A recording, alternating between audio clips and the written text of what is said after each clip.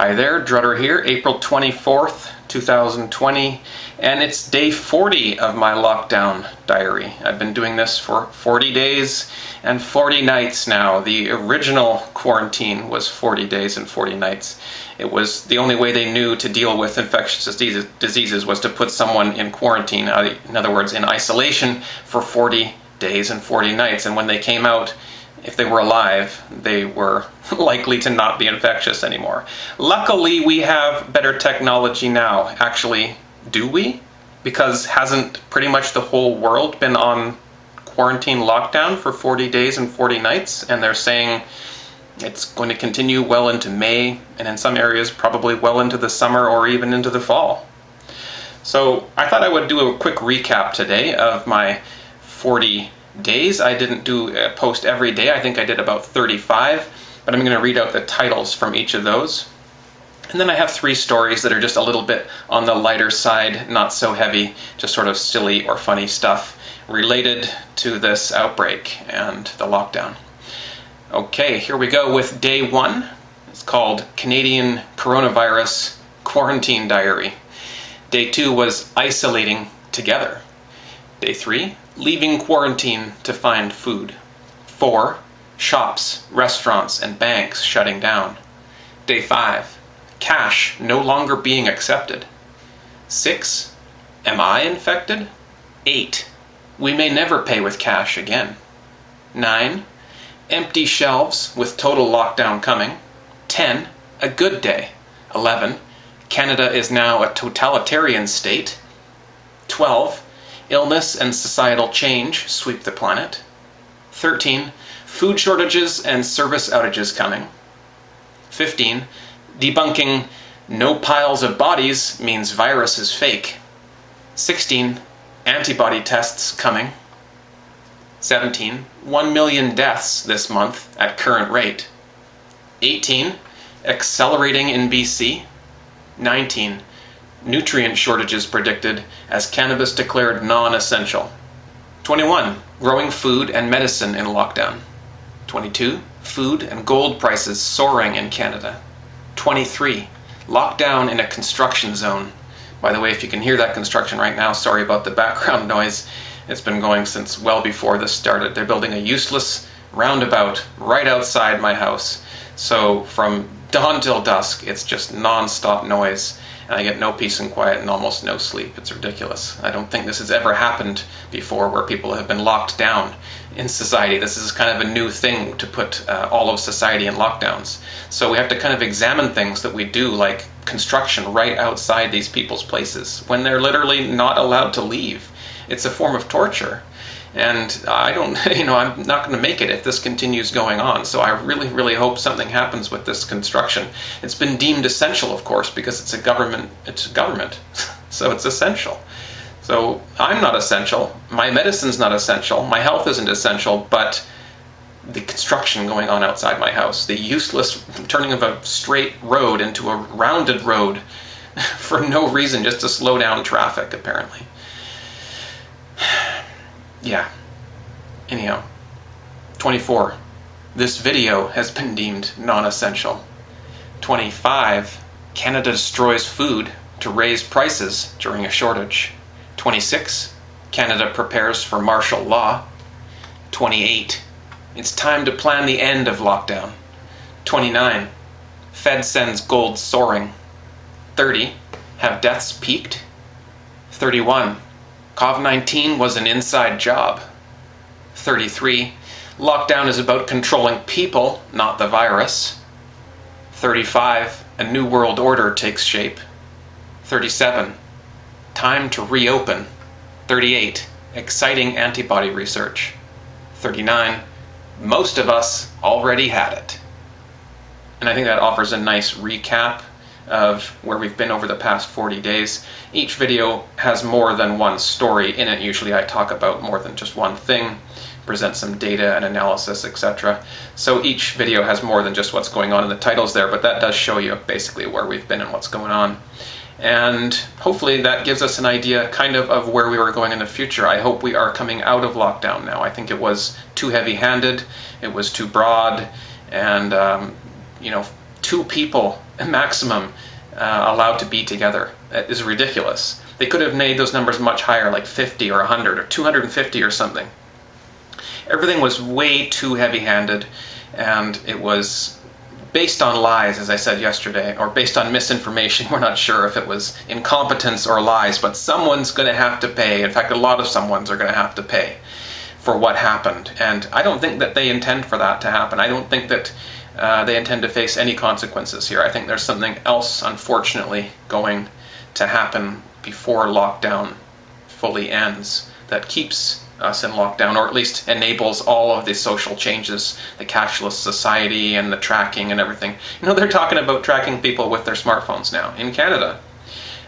In fact, I think they already are. They're just talking about making it public that they're doing that. So if you have a smart device, a Wi-Fi enabled smartphone, pad, etc., that you carry with you, and you're not aware that that's spying on you, please do a little bit of research on that. It's spying on you.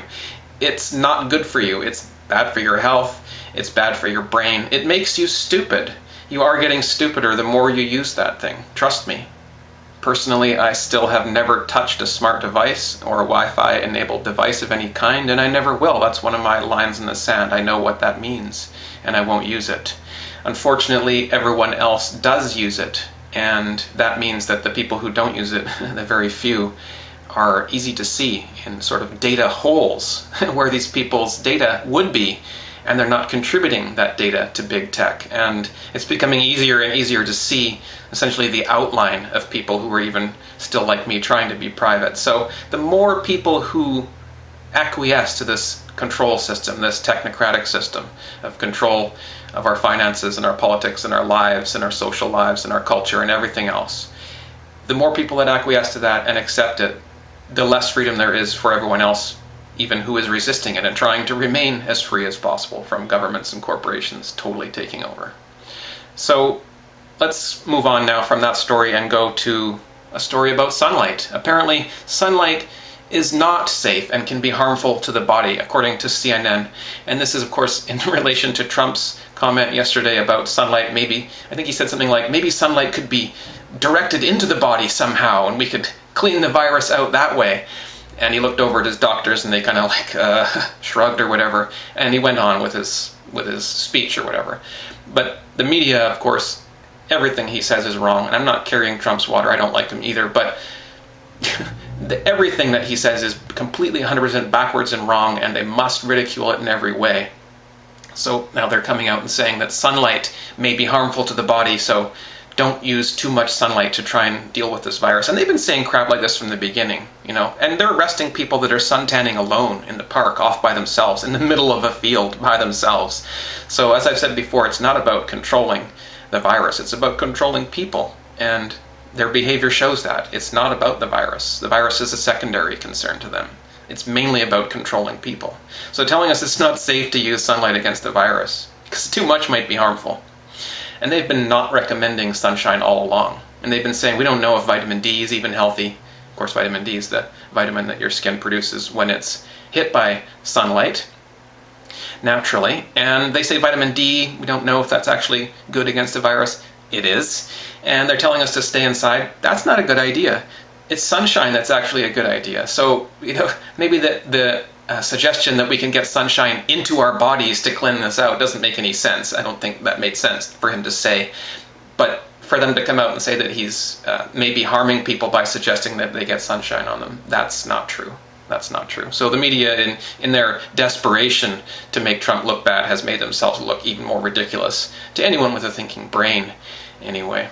And now, speaking of people with the thinking brain, apparently 1 in 10 Canadians admits to theorizing about virus conspiracies. For example, that the government lies, or that 5G has some connection, or that the virus escaped a lab or was engineered. You know, these words that I'm saying now ensure this video won't get more than 120 views, even though I have 9,000 subscribers, and I link to this video from other websites, and I know many people use this YouTube to watch the videos that I'm linking and embedding elsewhere. So, is it really only 100 people that are watching this? Maybe, maybe not. But I said 10 years ago that I'm proud to be a conspiracy theorist. Proud. And I hope the other people are proud to be conspiracy theorists too, because that is our duty as free people, is to be skeptical of authority, right? And is this authority that we have in this day and age, have they shown themselves to be respectful or to be worthy of respect or to be worthy of our obedience in any way? Or that they have credibility in any way with what they say? Absolutely not. Government lies? Yes. Virus escaped from a lab or was engineered? I think so. 5G connection? I don't know. Maybe. Probably. Because it was banned from discussing that on YouTube, and this video is shadow banned right now because I've said the words 5G and virus in the same video. Okay? So certain things can't be said. That's a problem. Right? There's many things I'm not saying here right now. And I'm hoping that people can read between the lines, but increasingly people can't or won't or don't. And I can say less and less as the months and years go by on this channel. So I hope you'll go back and look at some of my old videos. A lot have been deleted, and currently in the last month or so, many more are being deleted. I'm losing about 2 videos per week right now. Old prediction videos on where Bitcoin was going, talking about silver as real money 10, 12 years ago, all that kind of stuff. It's all disappearing. My channel's disappearing now. And people don't notice that because they don't look at the old videos anymore. But I do. And I get emails when my videos are taken down. So I'm losing my channel, I'm losing my voice here, and even talking about it and mentioning the word censorship or anything like that increases the censorship on your video and the chances that you will be seen by less and less people. It is an animal farm out there. It's become what it said it wasn't. It was YouTube, and now it's not at all YouTube. It's not about what I want to post. I can't say what I want to say anymore. I have to dance around the issue, bring up similar issues, and hope people connect the dots, because I can't say the truth anymore. Some people do still say the truth on YouTube, but then they're gone. So you may see it briefly and then it's gone again forever. Their videos, their channel, deleted, memory hold. It says it never existed. There was no channel here. There was no video here. What are you looking for? That's what's going to happen to this channel very soon. I have alternative platforms, but no one uses them. I post the links and nobody uses them. I beg people to join me on LBRY. It's an excellent site. It's 100 times the site that YouTube is. YouTube hasn't gotten any better in 10 years. They just downgraded everything about it. It's gotten worse and worse and worse. The comment section, everything about it's worse. The LBRY is getting better all the time. It's independent though. You don't hear about it very much. LBRY. Check it out. So, I said 10 years ago I'm proud to be a conspiracy theorist, and I still am. Conspiracy is a secret plot, and a theorist is one who thinks about things. So I am one who thinks about secret plots, and secret plots have existed in every part of the world, in every time, all the way back to the beginning of time, until today, and into the future. Conspiracies are a human thing. There are secret plots. People plot secretly. It happens at all levels, and at all times, in every place. So, to theorize about it has been made, essentially you're a terrorist now. 10 years ago when I did that video, I said they called you crazy, and they deleted you. Now, you're actually considered a terrorist if you take a position that opposes, say, the World Health Organization or your government. So, take that for what it's worth. And the last story I want to bring up is government, media, and corporations all pushing vaccinations right now. And I've said that other word now, of course, and this is going to be completely censored and shadow banned, if not deleted outright. It's a heavy push, though. It's everywhere in the media you see. Vaccinate. Don't hesitate, vaccinate. There's a lot of money, currency anyway, being spent pressuring people and omitting the truth. They don't tell you the truth. They just pressure you to tell you the positives about, they might be able to get some immunity with this vaccine. They don't tell you that it can hurt you. And billions and billions of dollars, that doesn't sound like a lot now that we're printing trillions every day, but in the past it was a lot of money, and billions were paid out to injured and dead kids and their family members because of vaccines. Many billions. But they made it so that you can't do that anymore. So when they hurt you and kill you, you can't complain, you can't sue. You don't get anything. You're just silenced. So No to vaccines. No. And no to the vaccine that they're going to be making for the coronaviruses. No. No. If they're even able to make one. I think they will be, though, because the antibody testing is showing that antibodies are showing up. People are developing natural immunity. So I think that means they will be able to come up with some fake immunity in a vaccine. But no. We need antibody tests. Release the antibody tests. They're out there. We've shown that up to a quarter of all people in New York already have it. That was last week. This probably up to half people now. About 50% of all people in North America and Canada, I think, have already had it or have the coronavirus now. Most don't even know it. It's far more virulent than we thought, but it's far less deadly than we thought, and that's good news. And it's time to reopen. But I'm going to leave it there, and I'll see you again probably for day 41. If not, see you on day 42. Thanks for watching, and stay well.